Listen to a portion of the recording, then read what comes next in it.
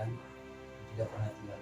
Katakan kami orang-orang pasti Tuhan, yang bersyukur kami ada sebagaimana ada, karena Tuhan tetap ada bersama kami. Itulah sebabnya kami telah memuji menyembah Tuhan. Sempurnakanlah pujian penyembahan kami menjadi rupa yang menyenangkan hatimu. Lalu kami rindu Tuhan berbicara di tengah-tengah kami beribadah ini Tuhan. Engkau berfirman sehingga kami mengerti arah langkah kami. Bagaimana kami berjalan di tengah-tengah dunia, tantangan penuh pengaruh yang membuat kami supaya kami jauh dari Tuhan. Kami akan percaya firman Tuhan, kami akan tetap berjalan melangkah yang pasti. Terima kasih. Segala kuasa-kuasa iblis, apapun bentuknya yang menghalangi kami, tolak dalam nama Yesus. Tuhan berkuasa sehingga firman Tuhan disampaikan dengan berkuasa karena Allah berkati kami, bahkan orang mendengar mereka diberkati. Terima kasih. Dalam nama Tuhan Yesus. Amin. Amin. Tuhan, kita bersyukur oleh anugerah Tuhan. Saya percaya sukacita yang luar biasa kita alami ketika kita ada di hadirat Allah, membuat Tuhan, menyenangkan Tuhan. Tentu Tuhan, setelah Tuhan disenangkan, Tuhan memberikan kepada kita sesuatu yang tidak pernah diberikan dunia. Amin. Amin. Kita bisa sukacita, kita bisa mempunyai kebahagiaan tersendiri yang tidak dimiliki orang lain. Wow. Kita buka Alkitab kita masing-masing dalam Roma 12 ayat 1 sampai 2. Surat Paulus ada jemaat Roma di pasal 12 ayat 1 hingga 2.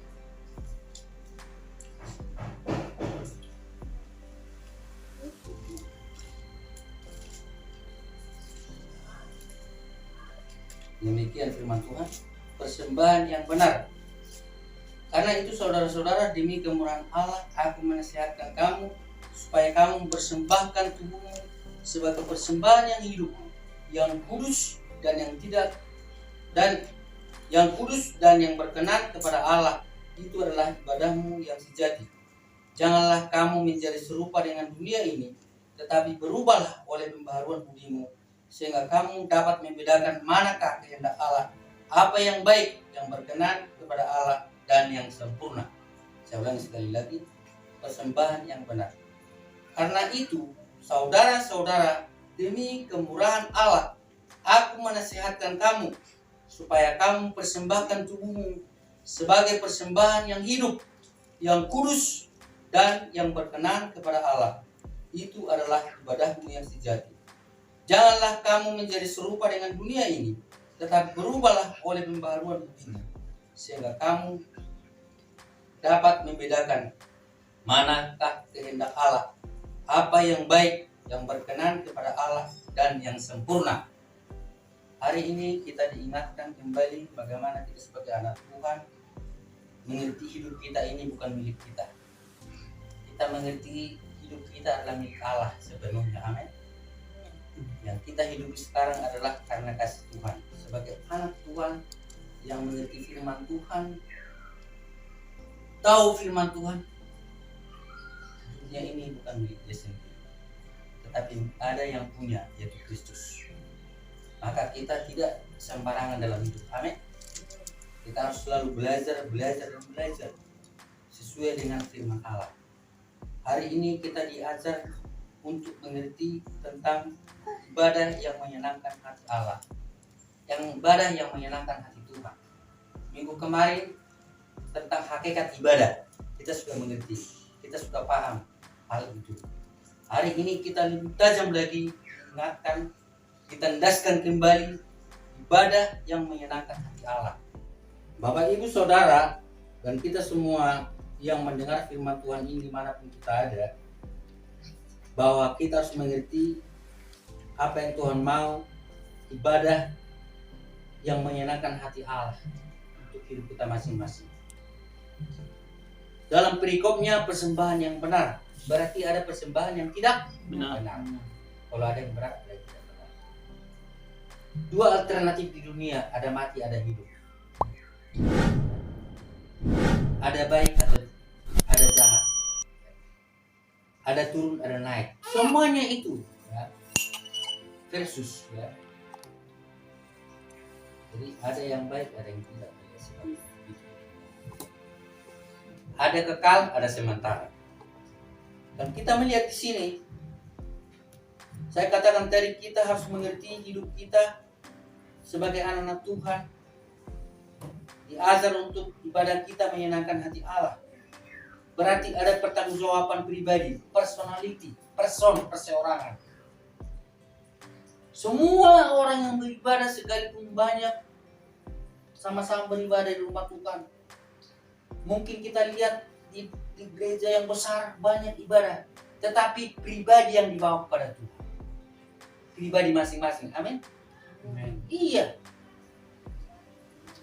Ada orang yang mungkin melotot, terus melotot begini sampai lalat lewat nyamuk, digigit nyamuk, enggak tahu. Tetapi belum tentu hatinya connect kepada Tuhan. Benar? Ada orang yang mungkin tutup mata, langsung pikiran orang, kan orang kadang prediksinya langsung negatif kebanyakan, ngantuk. Padahal kadang gini, dia menyembah Tuhan dalam hatinya, direnungkan Tuhan. Ada begitu. Tapi Tuhan tahu semuanya kita. Amin. Tuhan tahu. Termasuk anak kecil mungkin yang tidak pernah beribadah, yang baru melihat dunia. Tapi ketika dia mendengar firman, saya percaya firman berkuasa menyentuh hatinya. Ketika dia dengarkan firman Tuhan bekerja atas hidupnya. Sehingga kita boleh melihat anak-anak yang datang kepada Tuhan, dibawa orang tuanya beribadah, pasti anak yang luar biasa nanti. Anak yang diberkati Tuhan. Iya, itu rahasianya. Kalau kita imani, ibadah yang menyenangkan hati Allah, kita melihat di situ. Karena itu, saudara-saudara, demi kemurahan Allah, aku menasihatkan kamu supaya kamu persembahkan tubuhmu sebagai persembahan yang hidup, yang kudus dan yang berkenan kepada Allah. Itu adalah ibadahmu yang sejati. Yang pertama, apa itu ibadah yang menyenangkan hati Allah?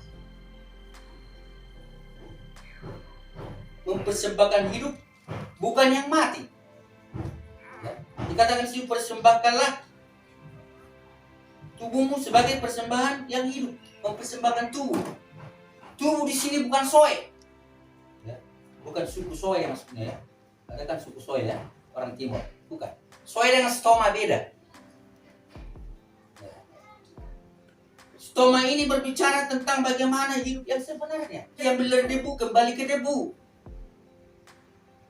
Dibawa ke 2 kali 1, Pondok Rangon, Pondok Kelapa, Budi Dharma, San Diego Hills, yang cukup luar biasa tempat pemakamannya di sana, indah, mahal, hanya orang-orang kaya yang berduit ke sana. Tapi itu kan 2 kali 1, itu kan tanah dan busuk nanti kan, tubuh itu yang panah. Tapi kalau stoma ini dalam artian adalah kehidupan yang sebenarnya manusia. Dan berbicara tentang, kalau dalam bahasa Yunani dikatakan di situ ada stoma. Para kalau humas adil poi dioton hoi krismon to teo para setai ta soma.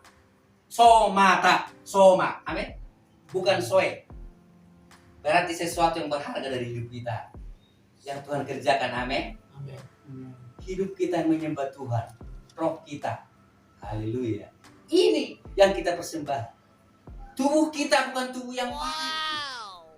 Tubuh kita yang kita mengerti bahwa tubuh kita tidak berakhir kepada kefanaan. Amin. Tidak berakhir sekalipun manusia diantar ke pemakaman dan ditinggal di situ sendiri kan? Ditinggal di situ sendiri, dibiarkan, tidak dikasihi lagi, tidak ada yang peduli lagi. Tapi kita tahu semua manusia begitu. Tapi nanti kita ada satu hal, yaitu keselamatan kekal yang kita miliki. Amin. Wow. Ketika kita bangkit, kita mempunyai tubuh yang luar biasa dan kemuliaan. Maka dikatakan di situ, persembahkanlah itu. Tubuh kita yang sudah menerima Tuhan Yesus sebagai juru selamat, kita percaya dalam nama Tuhan Yesus, percaya Yesus terima dia sebagai juru selamat, kita beroleh selamat. Maka kita persembahkan itu sebagai persembahan apa? Persembahan yang hidup. Amin. stomata, hidup. Bukan asal-asalan, bukan sembarangan. Ini diangkat dengan persembahan ini adalah tentang pribadi sendiri, saya katakan. Diri sendiri, pribadi sendiri. Firman Tuhan disampaikan kepada kita semua, sama-sama kita mendengar. Tapi itu tergantung pribadi menerima atau tidak. Ya, iya, saya nggak bisa paksakan. Nah, dan berbicara tentang persembahan ini, diangkat di sini. Paulus melihat pasukan Romawi. Ini kan berbicara tentang Roma, ya. Kaisar Roma. Kaisar itu adalah dianggap Tuhan yang luar biasa dan dihormati. Kaisar adalah Tuhan yang tertinggi waktu itu bagi orang-orang Roma. Ya. Jadi tidak bisa yang ada yang membantah Kaisar. Ya, hukuman di situ, hukumannya dirajam dan lain sebagainya, hukumannya dibawa dengan obor api, diseret dengan kereta kuda, dibakar seperti lilin, itu hukumannya, ya. Begitu orang-orang sadis sekali, ya, sehingga kita mengerti orang Roma itu, kekaisaran Roma berkuasa hampir seluruh dunia, kan? Nah, itu. Sehingga Paulus melihat pasukan Roma yang luar biasa ini, pasukan itu atau tentara itu harus dipilih yang terbaik.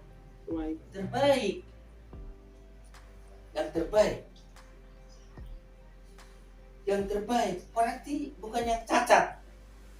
Kita melihatkan sekarang kan kalau pemilihan tentara kan, perwira itu atau masuk ke ABRI itu harus diseleksi betul, kan? Periksa semuanya, kan? Matanya bagus, kan? Giginya bagus, ya enggak? Ya. Tidak merokok, kan? Tidak TBC, namanya, ada gejala TBC dan lain sebagainya, kan? Iya, harus yang bagus, harus yang sehat. Dan ini berbicara, kalau kita bandingkan ke perjanjian lama, persembahan yang dipersembahkan, persembahan korban, ya. Persembahan korban waktu itu pengampunan dosa dalam perjanjian lama adalah kambing, domba, lembu, ya. Dikukur tergantung dosanya, harus yang baik, ya, harus yang sehat, diperiksa dulu. Jadi harus yang bagus diberikan kepada Tuhan. Amin. Demikian kita juga harus yang bagus. Nah, ini berbicara juga, ini pelajaran semua untuk kita, ya. Ketika kita ngerti firman Tuhan, yang terbaik kita berikan untuk Tuhan, ya. Dari hidup kita ini kita berikan untuk Tuhan. Jadi kalau yang cacat itu, yang gak bagus itu tidak dipakai dalam perjanjian lama, dan tidak boleh yang sakit-sakitan. Demikianlah yang diangkat Paulus kembali pada orang-orang Roma yang sudah menerima Tuhan Yesus. Sama seperti tentara Romawi, seorang prajurit harus dipilih yang terbaik, harus yang tegas, yang strong, yang sehat, ya. Itulah yang dipersiapkan, dipilih dari prajurit. Demikian juga hidup kita, amin. Hidup kita harus kita persembahkan yang terbaik.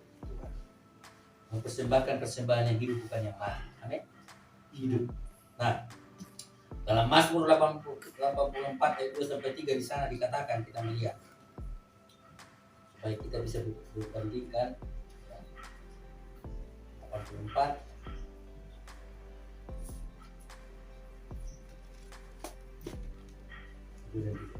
betapa disenangi tempat kediamanmu, ya Tuhan semesta alam. Jiwaku hancur karena merindukan pelataran-pelataran Tuhan. Hatiku dan dagingku bersorak-sorai kepada Allah yang hidup. Betapa disenangi tempat kediamanmu, ya Tuhan. Jadi seseorang persembahkan hidupnya sebagai persembahan yang hidup kepada Tuhan. Tempat bersekutu, tempat kalau orang mengajak dia menyembah Tuhan, dia senang. Disenangi, ya. Dia suka. Amin. Dia suka beribadah. Ya. Dia tidak pikir-pikir jauh atau bagaimana. Tadi sempat hujan, kok tiba-tiba hujan. Tiba-tiba deras hujan. Tapi puji Tuhan, hanya kerinduan saya dan beribadah Tuhan. Ya, Tuhan tolong, ya. Sama seperti semalam juga, ya. Saya sudah dari Baru Center sampai ke Kalideres sana. Coba kalau hujan di jalan itu, ya. Tapi sampai di sana, udah sampai di tempat baru hujan. Nah, saya bilang, Tuhan saya mau pulang, Tuhan tahu. Gak hujan lagi, hanya bisa saya lolos. Sekian teh, ya. Kenapa? Karena ada kesenangan datang ke hadirat Tuhan. Amin. Seperti kita hari ini, ya, datang ke hadirat Tuhan. Nah, jiwaku hancur, dikatakan situ, jiwaku hancur, remuk. Karena apa? Karena Tuhan. Hancur bagaimana? Aku merindukan, begitu luar biasanya hatinya, ingin menemukan Tuhan. Amin. Ingin merasakan Tuhan bekerja atas hidupnya. Maka seseorang beribadah itu ketika dia remuk hatinya, dia hadirat Tuhan, dia akan merasakan kadang-kadang ada yang tidak bisa biasa dinikmati orang, dia nikmati, yaitu air mata dengan ingus bercampur, ya. Rasanya apa? Nano-nano. Ya gitu kan? Dia tidak pikir lagi. Kenapa? Karena hadirat Tuhan dirasakan. Sukacita dirasakan. Haleluya. Nah, yang kedua apa? Ibadah yang menyenangkan hati Allah adalah yaitu ibadah yang kudus, ya. Di situ katakan. Karena itu saudara-saudara, demi kemurahan Allah aku menasihatkan kamu supaya kamu persembahkan tubuhmu sebagai persembahan yang kudus, hidup, yang kudus dan yang berkenan kepada Allah. Itu adalah ibadahmu yang sejati, yang kudus. Kados, orang Ibrani bilang kados, kadosi. Allah itu kodos, ya. Kudus. Kudus itu berarti berbeda dengan yang lain. Allah itu kudus berarti sempurna, sangat sempurna, berbeda dengan yang lain. Dan kita anak Tuhan adalah dikatakan di situ kados juga, hagiaso. Itu berbicara tentang bahwa kita itu apa? Berbeda dengan yang lain. Karena kita berbeda dengan yang lain bukan maksudnya orang yang beda, tidak. Maksudnya di sini dikhususkan untuk maksud Tuhannya, amin. Kita dikhususkan untuk siapa Tuhan kita? Yesus, amin. Amin. Dikhususkan kita. Berarti persembahan kita itu pasti berbeda. Mungkin orang kalau beribadah ini dulu kadang-kadang. Lagi. Atau mungkin sebentar pas ibadah, pas udah mau dengar firman Tuhan keluar dulu. Sudah nanti itu baru masuk. Ada begitu, saya tidak katakan di mana, ya. Tapi hari ini firman Tuhan menguliti kita. Oh no. Iya, ada. Iya. Ada. Nah, bukan begitu. Tapi ketika kita beribadah itu khusus bagaimana kita berikan. Kita dikhususkan untuk Tuhan, amin. Iya, spesial berbeda. Kita nikmati firman Tuhan disampaikan. Ya. Sekali membuat hati kita redup, wah nanti saya begini, tapi terima aja, karena itu demi kebaikan kita. Dikhususkan untuk maksudnya. Ada maksud Tuhan bagi kita semuanya. Ketika firman Tuhan disampaikan, amin. Dan 2 Timotius 2:20-21 dikatakan di sana tentang kekhususan ini kita melihat supaya kita mengerti. Timotius 2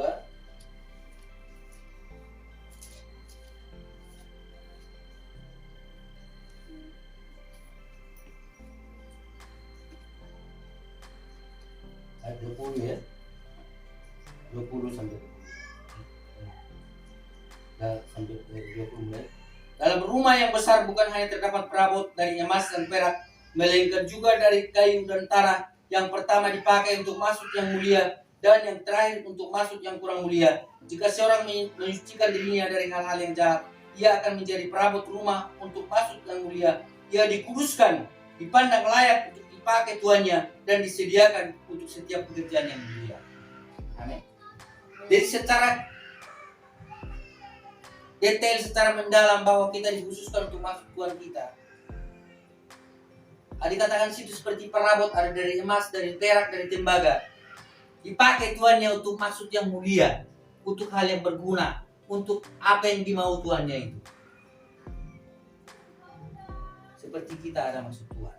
Setiap kita yang mendengar firman Tuhan ada maksud Tuhan. Kita mau dipakai Tuhan semua. Saya mau katakan, kalau firman Tuhan menyinggung kita, membuat kita ingin aus nanti. Tapi ingat, Tuhan itu baik bagi kita. Untuk kita bisa dipakai Tuhan dalam rencananya yang indah. Ya. Sebagai perabot yang telah dikhususkan Tuhan. Nah,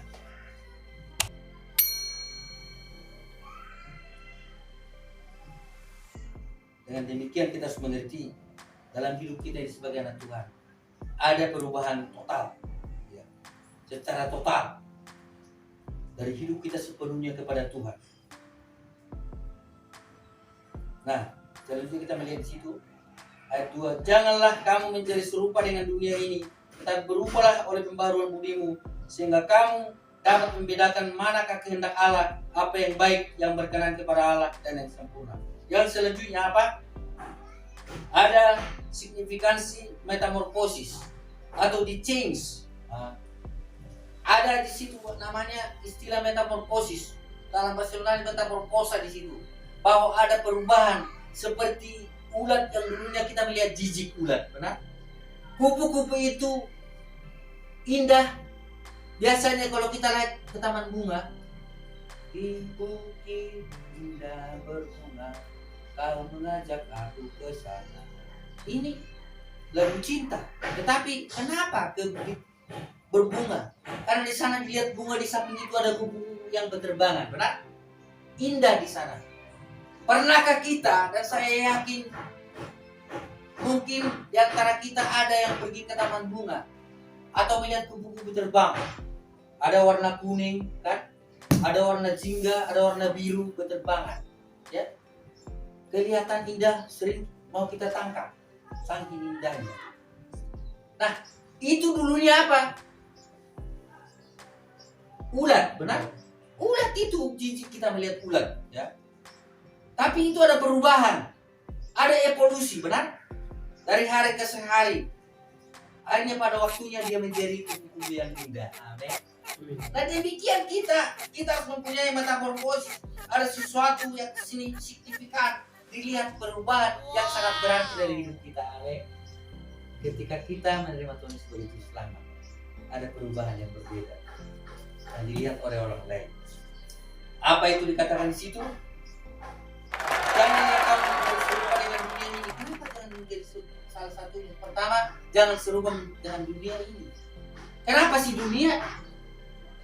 Alkitab berkata bahwa dunia dalam 1 Yohanes 2, 15-16 dikatakan sana, bahwa dunia ini ada kesombongan. Tidak tahu membedakan mana kehendak Tuhan. Angkuh. Keinginannya sombong dan angkuh.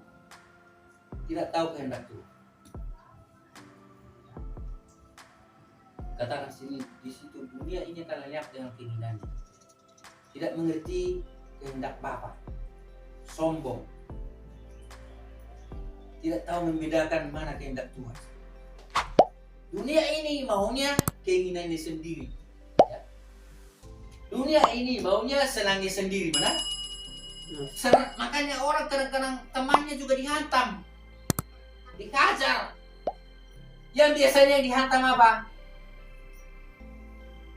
Makanan yang dihantam, kan? Ya. Oh no.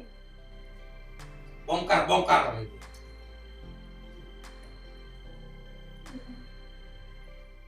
Hey. Sesama harus dikasih. Itu kan hukum kasih, kasihilah sesama manusia seperti dirimu. Itu. Nah, ketika ada perubahan itu, maka kita mengerti kita tidak serupa. Kita tidak mencari-cari kesenangan dunia lagi. Sekalipun perlu kita juga kebutuhan dunia. Tetapi setiap ada kesempatan untuk kita datang kepada Tuhan yang Tuhan berikan kepada kita, bukan berarti satu hari, ya. Kalau Sabat itu kita mengerti ibadah yang sebenarnya itu dalam Taurat itu, dalam Perjanjian Lama 1 hari penuh. Nah, di rumah, di bait Allah, gak boleh kemana-mana atau di rumah, gak boleh jalan 1 kilometer lebih, gak boleh masak juga gak bisa. Enggak? Kalau kita kan bisa masak ya enggak? Nah, makan dulu kan? Itulah Tuhan luar biasa mengerti kita. Amin.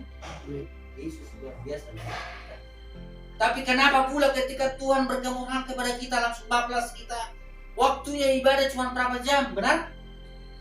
Tidak 1 hari kita. Luar biasa, kita bersyukur. Nah, yang selanjutnya situ dikatakan, tetapi berubahlah oleh pembaharuan budimu sehingga kamu dapat membedakan mana kehendak Allah, apa yang baik, yang berkenan kepada Allah dan yang sempurna. Itulah yang Tuhan mau bagi kita semua hari ini, supaya kita mengerti, kita diajar hari ini bagaimana kita beribadah menyenangkan hati Allah. Bukan hanya sekedar beribadah. Beribadah menyenangkan hati Allah. Kita harus mempersembahkan tubuh kita sebagai persembahan yang hidup. Hidup berbicara bukan untuk yang fana, tapi kita mengerti di balik kefanaan yang diterima oleh semua manusia ada kekekalan, amin. Ada surga, amin. Itulah yang kita nantikan hari-hari. Kita boleh setia beribadah memuji Tuhan, persembahkan yang terbaik untuk Tuhan. Nah, yang selanjutnya kita harus mengerti bahwa kita ini kudus. Kita ini mempersembahkan hidup kita itu adalah persembahan yang khusus kepada Tuhan, untuk maksud Tuhan yang mengasihi kita. Ada maksud Tuhan pada kita semuanya.